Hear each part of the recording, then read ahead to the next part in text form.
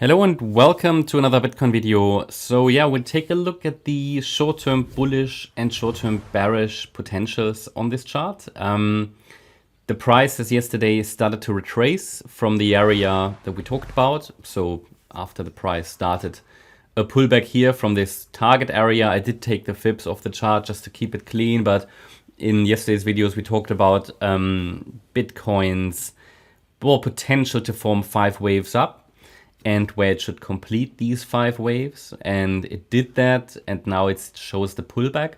So basically it did over the last few days what we wanted to see to be a little bit more bullish going forward, because what we wanted to see is from this Thursday, the 23rd of May low, we wanted to see a 5-wave move to the upside. So it has shown us a 5-wave move to the upside. What it now needs to do is to hold a higher low. The fact that we have 5 waves up allows us to define a support region, which I've done.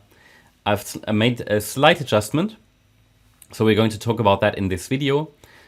Before we dive into the bullish and bearish structures and potential, just please be aware that there is currently no evidence that a low has formed. So we were watching for a pullback. That pullback is unfolding, but it's not finished yet, or at least it's not very clear yet. So if we look at this structure here, let's start with a short-term bearish scenario, which, as I said, I'm only going to follow once we break initial support. So I'm just loading the 1-hour chart. It's a bit slow today, so there you go. So it takes basically a break below initial support levels for me to, let's say, confirm that this deeper pullback is unfolding. So for now, I'm focusing on higher prices. I basically give the bulls the benefit of the doubt as long as we're holding support levels. We haven't broken a support level yet and no invalidation point. So from a white wave count point of view, which indicates the bearish potential, short-term bearish, it is part of a larger bullish count here. In this scenario, we have an A wave to the downside, we have a B wave rally, and the C wave down could follow from this region. But as I said, it takes a break below support and below the invalidation point to actually confirm that this is what's happening. If we see a C wave down, then it is not the clearest structure, because we only have, from the high that formed on the 20th of May, 3 waves down. So there was only a 3-wave move to the downside. That doesn't mean it couldn't go down lower. It absolutely can go down lower, but it's not what I can clearly prefer, because the move from the 20th of May high is only in 3 waves to the downside. So the C wave would have to be an ending diagonal. And these are patterns that require additional, let's say, confirmation. Had this move down been a clear 5-wave move, then I would potentially be short-term, let's say, more bearish. Okay, now I acknowledge it's possible, and it's also likely that we go down, but it just takes a bit more evidence to confirm it. So yeah, and in this scenario, if the B wave really topped, first of all, I need a break below 67,200. I'm going to talk about that in this video. And then 64,377. And we are likely going to land then in the region between 55 to 58K. This is the short-term bearish potential, but let's focus on the short-term bullish count, because if this one breaks, then it will increase probabilities for the white scenario. In this yellow count, we have the thesis that the wave 4 could have bottomed already. At least it's what we're observing. Then this could be a wave 1 to the upside, of the next larger degree 5th wave to the upside. Then a wave 2 pullback, 3rd wave rally, 4th wave pullback. For this circle wave 4, which would normally be followed by one more high into the region of 76K.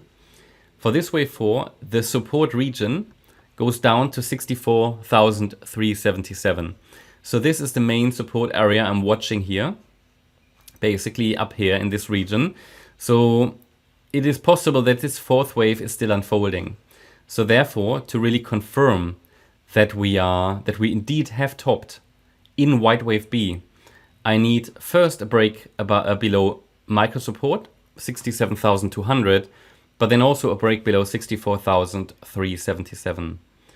But if the wave 4 has bottomed, which, you know, I'm currently definitely observing because the market has given us, yes, a questionable, but still a 5-wave move to the upside, then we shouldn't get to that level anymore, but we'll see.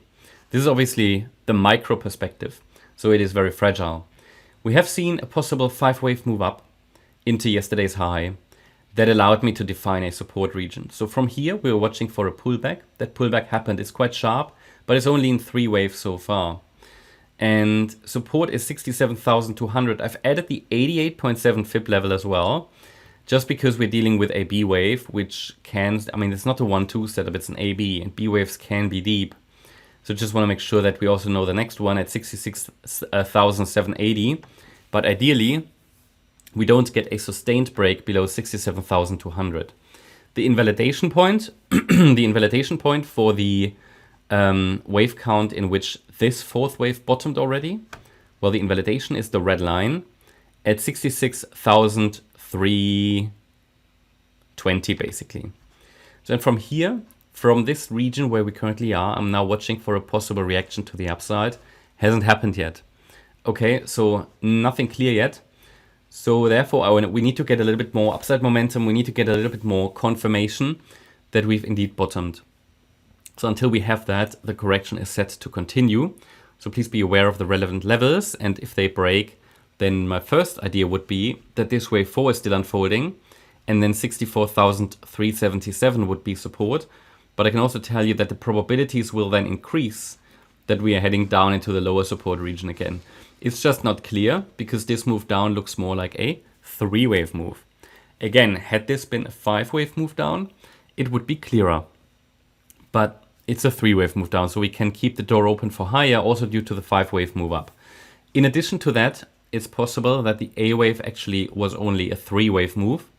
And this is an A wave down to the Sunday low, an overshooting B wave, and we're coming down now in the C wave, which would explain the sharp pullback. Then it would be an expanded flat, which is also one of the reasons why I added the 88.7 Fib level there to watch as well. Yeah, that's my update about Bitcoin. Hope you liked the update. If you did, please hit the like button, leave a comment and subscribe. And if you really like the content, then please check out the channel membership. Also make sure that you follow us on Instagram and Twitter for additional content. Thanks a lot for watching. Bye-bye.